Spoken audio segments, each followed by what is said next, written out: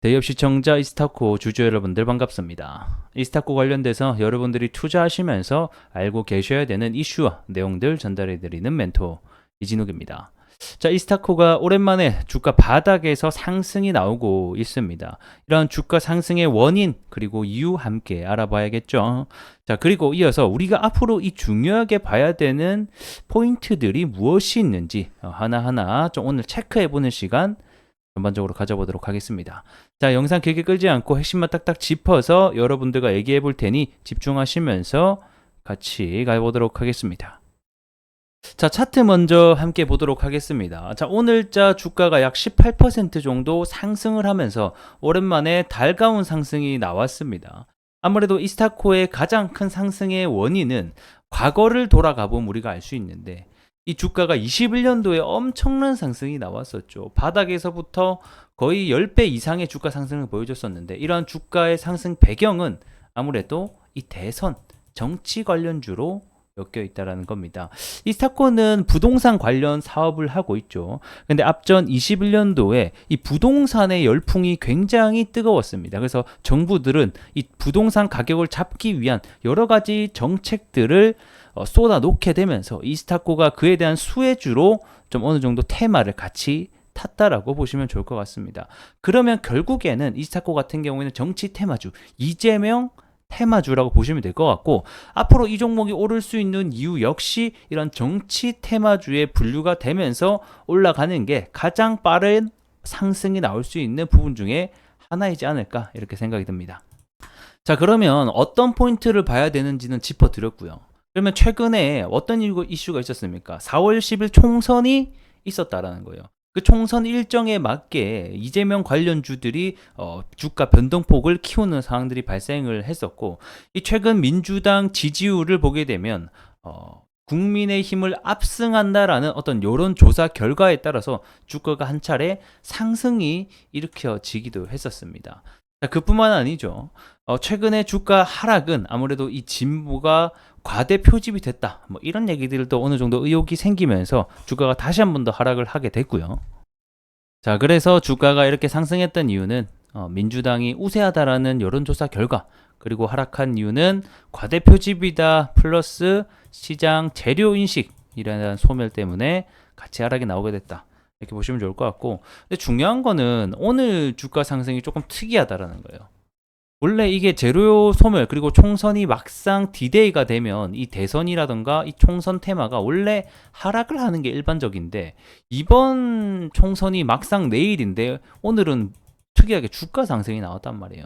이스타코뿐만 아닙니다. 뭐 대표적으로 대장주라고 하게 되면 뭐 에이텍, 동신건설 전부 다 같은 흐름들을 보여주고 있다는 거죠.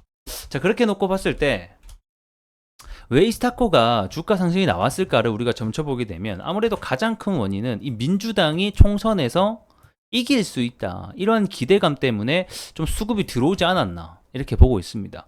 하지만 또 중요한 부분은 우리가 항상 이 과거에서도 한번 경험을 하신 분들이 있었을 건데, 결국에는 디데이가 되고 이 총선이 끝나게 되면 이 재료 섬유 때문에 주가는 원래 자리로 찾아가기 마련이거든요. 자, 그렇게 놓고 봤을 때 한 차례 주가 상승은 나왔지만 총선이 막상 10일 날 끝나기 때문에 그거에 대한 재료 소멸에 대한 리스크도 어느 정도 우리가 염두에 두어야 되는 부분이 아닐까 싶습니다. 자, 그러면 우리가 앞으로 봐야 되는 재료와 이런 것들이 뭐가 있을까를 본다라고 하면, 이스타코 같은 경우에는 사실 뭐 실적이 좋아진다라던가 그 다음에 본래 하고 있던 비즈니스가 좋아진다라던가 이렇게 해서 주가 상승이 나오기보다는 결국에는 정치 테마로 위해서 올라간단 말이에요. 자, 그렇게 놓고 보게 되면 27년에 여러분들 대선이 있습니다. 다시 한 번 더. 과거에 주가 상승이 가장 많이 나왔던 그 대선이 27년, 3년 정도 남았다는 거예요. 근데 이 대선이 언제부터 올라간다? 보통은 한 2년 전부터 올라가는 게 일반적이거든요. 자, 그렇게 놓고 봤을 때 21년 대선에는 20년도부터 차차차차 올라갔다라고 봤을 때는 아마 25년도, 26년도가 되면은 본격적인 상승도 나올 수 있지 않나. 우리가 이런 부분도 기대해 봐야 될 부분인 것 같습니다. 자, 결국에는 이 정치인들이 내놓는 정책들이 새롭지가 않단 말이에요. 다 기존에 하던 거 계속 낸단 말이에요. 뭐 일자리라던가 그다음에 저출산, 그리고 다시 한 번 더 부동산, 이런 부분들. 최근에 건설업 시장도 굉장히 안 좋죠. 이런 정책들을 좀 내지 않을까. 이 금리가 상승함에 따라서.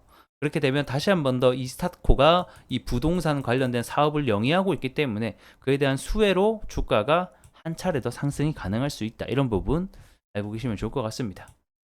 자, 이제 기술적으로 보게 될 건데 사실 21년도에 주가가 올랐던 이런 부분을 다 반납을 했단 말이에요. 다시. 그렇기 때문에 지금 구간에서는 하락을 멈추고 어느 정도 횡보를 하고 있는 구간입니다. 자, 횡보를 한다라는 것은 주가가 아래로 갈지 위로 갈지 정하지 못했을 때 나오는 어떤 부분이기도 하죠. 자, 그러면 우리는 단기적으로 볼 거냐 중장기적으로 볼 거냐에 따라서 어떤 전략 부분들이 다 바뀔 수가 있지만, 우선 만약에 위에서 물려 계신 분들이라고 하면 이거는 제가 봤을 때 일단 대선까지 기다려 볼 수밖에 없어요.